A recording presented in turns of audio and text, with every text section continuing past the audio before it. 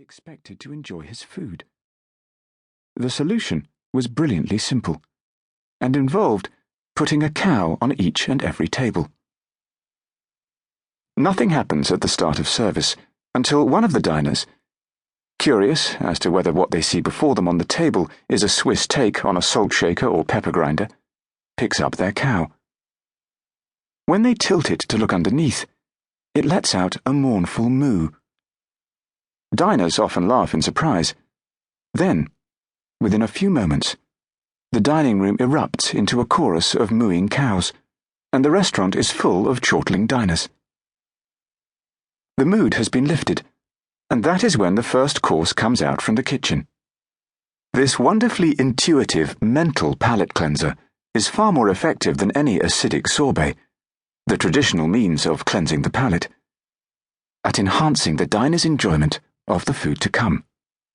After all, our mood is one of the most important factors influencing our dining experience, so best try to optimize it. Footnote. Notice also how this helps bring the diners in the restaurant together in a shared sonic experience. See social dining. End of footnote.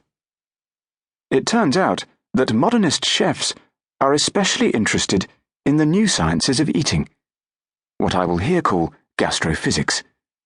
Given their habit of recombining ingredients in new and unusual ways, not to mention their desire to play with diners' expectations. How exactly they are using this emerging knowledge to enhance the experience of eating constitutes the subject matter of this book. Many of the food and drinks companies are also becoming increasingly curious about the science of multisensory flavor perception. The aspirations of the latter, though, tend to be somewhat different from those of the chefs.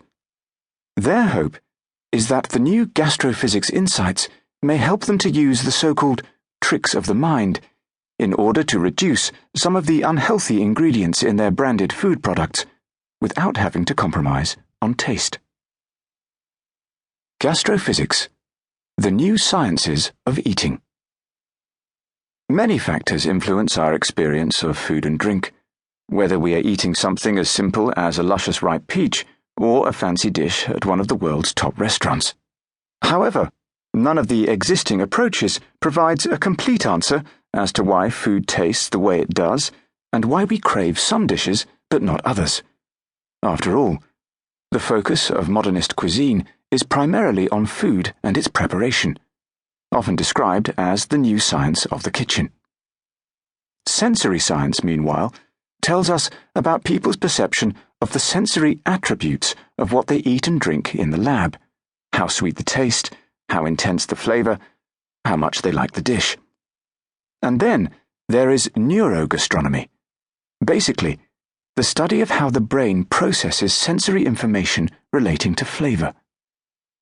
This new discipline helps shed light on the brain networks that are involved when people taste liquidized food pumped into their mouth via a tube while lying flat on their back, with their head clamped in a brain scanner.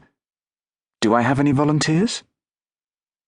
Interestingly, you now find mention of the diner's brain on the menu at top restaurants like Mugaritz in San Sebastian in Spain, and at the Fat Duck restaurant in Bray. In fact, many of the science-inspired trends one now sees coursing through restaurants across the globe can be traced back to Bray, where Heston Blumenthal and this research team, together with their many collaborators, have been pushing the boundaries of what dining could be for more than 2 decades now. However, neither modernist cooking, nor sensory science, nor even neurogastronomy offers a satisfactory explanation as to why our food experiences, be they special occasion or mundane everyday meal, appear to us as they do. What is needed is a new approach to measuring and understanding those factors that influence the responses of real people to real food and drink products, ideally under as naturalistic conditions as possible. Gastrophysics builds on the strengths of a number of disciplines, including experimental psychology, cognitive neuroscience, sensory science, neurogastronomy, marketing, design, and behavioral economics. Each subject contributes a part of the story with specific techniques.